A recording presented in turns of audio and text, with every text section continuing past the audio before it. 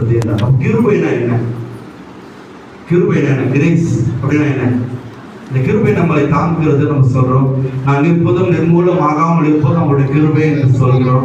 அவருடைய கிருபையினாலே நாம் பிழைத்திருக்கிறோம் என்று சொல்கிறோம். அவர் கிருபையினாலே நாம் வாழ்ந்து கொண்டிருக்கிறோம் என்று சொல்றோம் இல்லையா? கிருபை என்றால் என்ன? What is grace? கிருபை என்பது என்னவென்றால், தகுதி இல்லாத எனக்கு கொடுக்கப்படுகிற ஆசீர்வாதம் தான் கிருபை. அல்லேலூயா. ஒரு ஓட்டப்பந்தயம் வைக்கிறாங்க. அந்த ஓட்டப்பந்தயத்துல ஓடி ஜெயிக்கிறதுக்கான தகுதியோ வலிமையோ எனக்கு இல்லை. ஆனாலும் அந்த ஓட்டப்பந்தயத்தில் வெற்றி பெற்ற போது கொடுக்கிற பரிசை கர்த்தர் எனக்கு கொடுக்கிறார். அல்லேலூயா.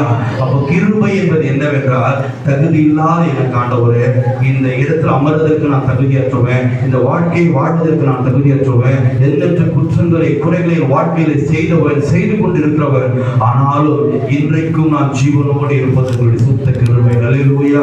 அப்ப கிருபை என்றால் என்னவென்றால், நான் ஒன்றுக்கும் உதவாதவன், தகுதி இல்லாதவன், பிரயோஜனம் இல்லாதவன், ஆனாலும் நான் இன்றைக்கு பிழைத்திருக்கிறேன், வாழ்ந்திருக்கிறேன் என்றால் உம்முடைய அன்பினாலே பிழைத்திருக்கிறேன் என்று சொல்றேன் இல்லைங்களா? அதுதான் கிருபை. இப்படி கிருபை பெற்ற 3 பேரை நாம் பார்க்க போறோம். கர்த்தருடைய சொந்தத்தில் அமர்ந்திருந்த 3 பேரை பார்க்க போறோம்.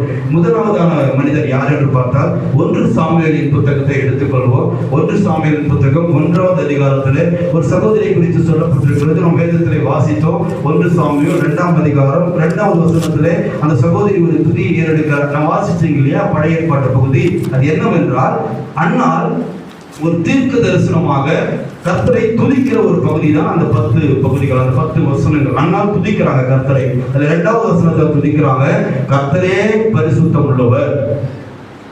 அவர் எப்பேற்பட்டவரா?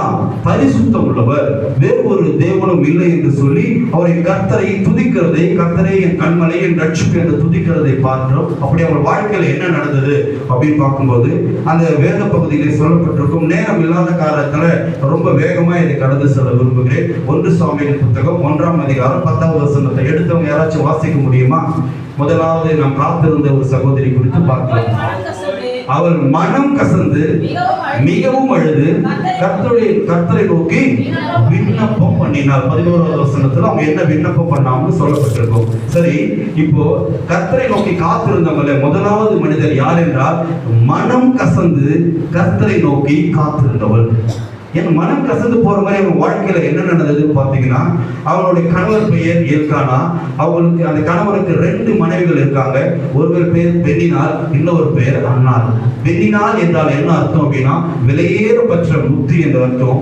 அன்னாள் என்றால் என்ன அர்த்தம் பாத்தீங்கன்னா, கிருபை பெற்றவர் என்ற அர்த்தம். இதே கிருபை பெற்றவர் புதிய ஏற்பாட்டில் வரும். அவங்க யாரு?